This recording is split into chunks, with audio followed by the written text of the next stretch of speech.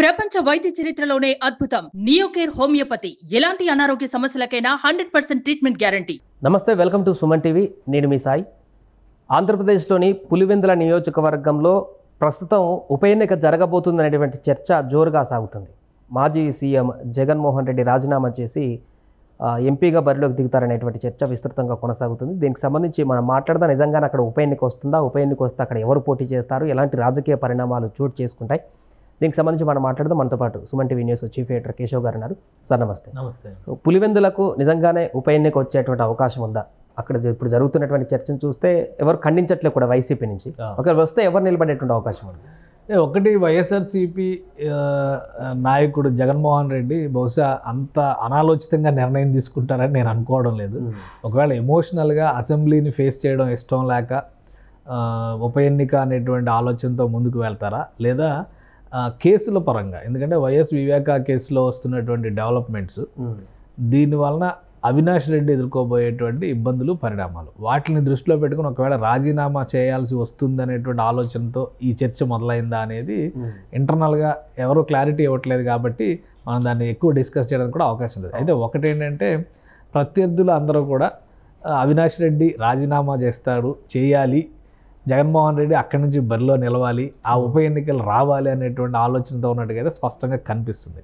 Congress party YS జయంతి సందర్భంగా నిర్వహించినటువంటి సభలో తెలంగాణ ముఖ్యమంత్రి నేరుగా ఒక స్టేట్మెంట్ ఇచ్చారు. కడప ఉప ఎన్నిక వస్తే గల్లీ గల్లీ తిరిగి ఈసారి షర్మిలమ్మని గెలిపిస్తాం అనేటువంటి మాట చెప్పారు. సో దాంతో ఇంకొంత వేడి రాజేసినటువంటి పరిస్థితి ఉంది.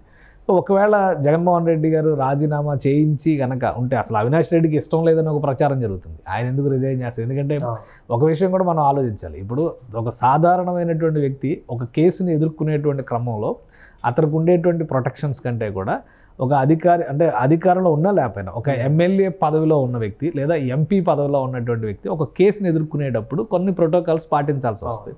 సో ఆ వెసులుబాట్లన్నీ వదిలేసుకొని అవినాష్ రెడ్డి రిజైన్ చేస్తారా, లేదా అవినాష్ రెడ్డిని రిజైన్ చేయమని జగన్మోహన్ రెడ్డి చెబుతారా? ఇది కొంచెం ఊహాతీతమైనటువంటి అంశంలాగా కనిపిస్తుంది. ఒకవేళ నిజంగానే రాజీనామా చేసి జగన్మోహన్ రెడ్డి గారు ఫేస్ చేయడానికి ఇష్టం లేక, అసెంబ్లీకి వెళ్ళడానికి ఇష్టం లేక పార్లమెంట్కి వెళితే కనుక ఏపీలో మరోసారి హీట్ పాలిటిక్స్ చూసేటువంటి అవకాశం ఉంటుంది. కూటమి తరపున ఈసారి ఎవరు నిలబడతారు అనేది కూడా ఆసక్తికరమైనటువంటి అంశం. ఎందుకంటే బీజేపీ కొంత డెస్పరేటెడ్గా ఉంది. ఎందుకు? కూటమిలో ఉన్నటువంటి 3 పార్టీల్లో ఎక్కువ ఫెయిల్యూర్ వచ్చింది బీజేపీకే.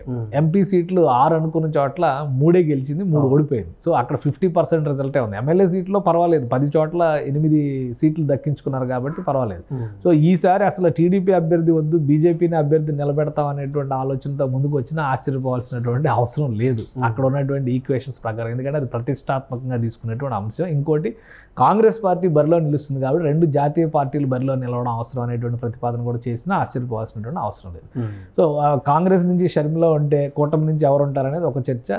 ఇక వైసీపీ నుంచి ఎట్లాగో జగన్మోహన్ రెడ్డి గారు అక్కడికి అప్గ్రేడ్ అవుతారనేటువంటి, అంటే అక్కడికి బదిలీ చేయబడతారనేటువంటి చర్చ. కాబట్టి పులివెందుల్లో ఎవరు దిగుతారు బరిలో అనేటువంటి చర్చ ఇప్పుడు ఆసక్తికరంగా ఉంది. గతంలో చూస్తే అది రాజశేఖర రెడ్డి గారి ఫ్యామిలీకి గత 40 ఏళ్ళుగా ఒక కంచుకోట. 1978లో ఆయన గెలిచిన తర్వాత నుంచి ఇప్పటి వరకు వారి కుటుంబ సభ్యులు తప్పితే వేరే ఎవరో పులివెందుల్లో గెలిచినటువంటి దాఖలాలు లేవు. ఉన్నంత వరకు రాజశేఖర రెడ్డి గారు లేదంటే వివేకానంద రెడ్డి గారు, మధ్యలో పురుషోత్తమ రెడ్డి గారు అని చెప్పని వాళ్ళ సోదరుడే ఒక్కసారి మాత్రం కంటెస్ట్ చేసి గెలిచారు.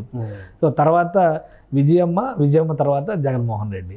సో ఇప్పుడు జగన్మోహన్ రెడ్డి తర్వాత స్థానం ఎవరికి ఇస్తారు అనేది ఆ ఫ్యామిలీలోనే కొంతమంది పేర్లు చుట్టూ తిరుగుతున్నటువంటి పరిస్థితి. ఫైనల్గా అది భారతిని ఈసారి బరిలో దింపుతారని. ఎందుకంటే లాస్ట్ టైం ఎలక్షన్స్ సమయంలో కూడా, 2024 ఎలక్షన్స్ సమయంలో కూడా భారతి ఈసారి జమ్మలమడుగు నుంచి పోటీ చేస్తారని, మరొక నియోజకవర్గం నుంచి పోటీ చేస్తారు, ఇట్లా 2-3 నియోజకవర్గాల్లో ప్రస్తావన వచ్చింది, చర్చ నడిచింది. సో ఇవన్నీ కూడా చూసాం మనం. ఇప్పుడు వీటన్నిటికీ ఒక కన్క్లూజన్గా ఉప ఎన్నిక అంటూ వస్తే అక్కడ జగన్, ఇక్కడ భారతి, అంటే ఒకే కుటుంబం నుంచి 2 భార్యాభర్తలు నిలబడతారా? సో ఇది ఏ విధంగా ఉంటుంది? ఒకవేళ అలా ఉంటే కాంగ్రెస్ పార్టీ నుంచి ఎవరు నిలబడతారు? మరి పులివెందుల నుంచి విజయమ్మ నిలబడతారా, సునీత నిలబడతారా? మళ్ళీ అక్కడ కూడా సేమ్ ఫ్యామిలీ ఈక్వేషన్ వస్తుంది కదా.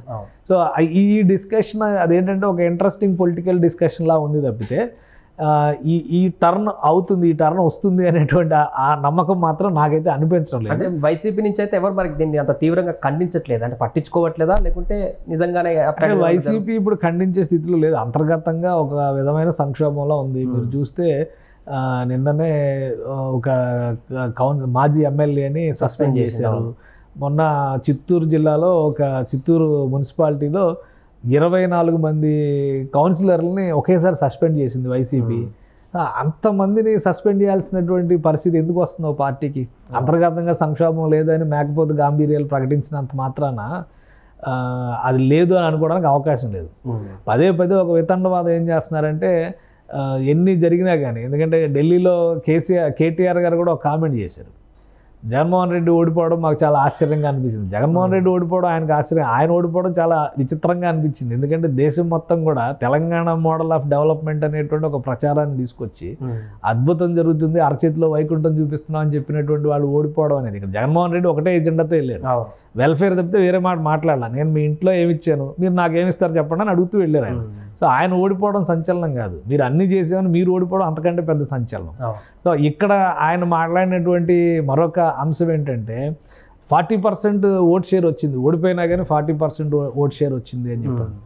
40% ఓట్ షేర్ ఎవరికి రాలేదు? లాస్ట్ టైం 23 సీట్లు మాత్రమే గెలిచిన తెలుగుదేశం పార్టీకి ఎంత ఓట్ షేర్ వచ్చింది?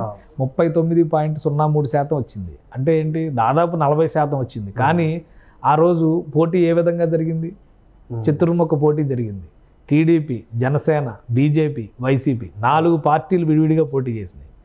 అప్పుడు 39% వచ్చినప్పుడు మరి తెలుగుదేశం కూడా చాలా స్ట్రాంగ్గా ఉన్నట్టే కదా. ఆ రోజు తెలుగుదేశం అసలు ఎందుకు పనికిరాదు, చంద్రబాబు నాయుడు గారు అసలు ఆయన బతికుంటానికి అర్హుడు కాదని చెప్పని కొడాలి నాని అడ్డగోలు స్టేట్మెంట్స్ అసెంబ్లీ సాక్షిగా చెప్పారు కదా. సో ఈ 40% 30% అనే ఫ్యాక్టర్ వర్కౌట్ అయ్యేది కదా. ఓటమే ఇది ఘోరమైనటువంటి పరాజయం అన్న విషయం వైసీపీకి తెలుసు. కాబట్టే చాలామంది ఎమ్మెల్సీలు ఇప్పుడు ఉన్న 11 మందిలో ఎంతమంది ఉంటారనేటువంటి చర్చ. ఇంకోవైపు స్థానిక సంస్థలకు సంబంధించి ఎమ్మెల్సీ ఎన్నికలు జరగబోతున్నాయి. సో స్థానిక సంస్థల్లో పెద్ద ఎత్తున వలసలు జరిగేటువంటి అవకాశం ఉంది. వీటన్నిటిని ప్రొటెక్ట్ చేసుకునేటువంటి క్రమంలోనే వైసీపీ నాయకులు ఏ అంశాల మీద రియాక్ట్ అయ్యేటువంటి స్థితిలో ప్రస్తుతానికి లేరు. సో అది చాలా క్లియర్. కాకపోతే కడప చుట్టూ జరుగుతున్నటువంటి రాజకీయం, ముఖ్యంగా షర్మిల యాక్టివేట్ అవ్వడం. ఎందుకంటే ఎలక్షన్స్లో కాంగ్రెస్ పార్టీ ఎంత కాదన్నా ఘోరమైనటువంటి ఓటమి చవిచూసింది. ఒక్క సీటు గెలవలేదు, ఒక్క ఎంపీ సీటు గెలవలేదు. షర్మిల అంటే ప్రధాన ప్రత్యర్థి అనుకున్నటువంటి షర్మిల 3వ స్థానానికి పడిపోయింది ఎలక్షన్స్లో. సో కాంగ్రెస్ పార్టీ ఆ స్థితిలో ఉండి కూడా వెంటనే రివైవ్ చేసేటువంటి ప్రయత్నం, పునరుత్తేజం పొందేటువంటి ప్రయత్నం చేయడం, రాహుల్ గాంధీ దగ్గర నుంచి వివిధ రాష్ట్రాల ముఖ్యమంత్రిని పిలిచి వైఎస్ఆర్ 75వ జయంతి పేరుతో మళ్ళీ బెజవాడ మంగళగిరి దీనిలో ఒక వేడుక నిర్వహించడం. అది ఇప్పుడు వైఎస్ఆర్ క్రెడిబిలిటీ కోసం కొట్లాట నడుస్తుంది. వైఎస్ఆర్ అని పేరు పెట్టుకున్నటువంటి పార్టీ కంటే షర్మిల చేసిన యాక్టివిటీ ఎక్కువ హైలైట్ అయింది. సో ఇక్కడ డిఫెన్స్లో ఉన్నది వైఎస్ఆర్సీపీ నాయకత్వం అనేటువంటి అనుమానం కూడా కలుగుతుంది. అందుకనే వాళ్ళు అనుసరిస్తున్నటువంటి విధానం, ముఖ్యంగా కాంగ్రెస్ అనుసరిస్తున్నటువంటి విధానం, రేవంత్ రెడ్డి దగ్గర నుంచి అందరూ కూడా కడపలో రాజీనామా జరిగి ఉప ఎన్నిక వస్తుంది అనేటువంటి ప్రచారాన్ని చాలా బలంగా ప్రజల్లోకి తీసుకెళ్తున్నారు. సో వైసీపీ దీన్ని ఎంత గట్టిగా ఖండిస్తుంది అనేది కొంత సమయం పట్టొచ్చు. బట్ ప్రస్తుతం ఉన్నటువంటి పరిస్థితుల్లో నోరు మెదిపేటువంటి స్థితిలో లేరు కాబట్టే వేచి చూసే ద్వారా అవలంబిస్తున్నట్టుగా కనిపిస్తుంది. Right sir. సో అది మొత్తానికి ప్రస్తుతం పులివెందుల ఎన్నికకు సంబంధించి జరుగుతున్నటువంటి చర్చ ఇంకా మాధ్యమాల్లో అయితే వైరల్గా మారుతుంది. దీనికి సంబంధించి వైసీపీ ఎలాంటి స్టేట్మెంట్ ఇస్తుంది, వాళ్ళు ఎలా స్పందిస్తారు, ఏం జరగబోతుంది అనేది కాలమే నిర్ణయించాలి. సుమన్ టీవీలో మీ పర్సనల్ అండ్ బిజినెస్ ప్రమోషన్స్ కోసం కింది నెంబర్కి కాంటాక్ట్ చేయండి.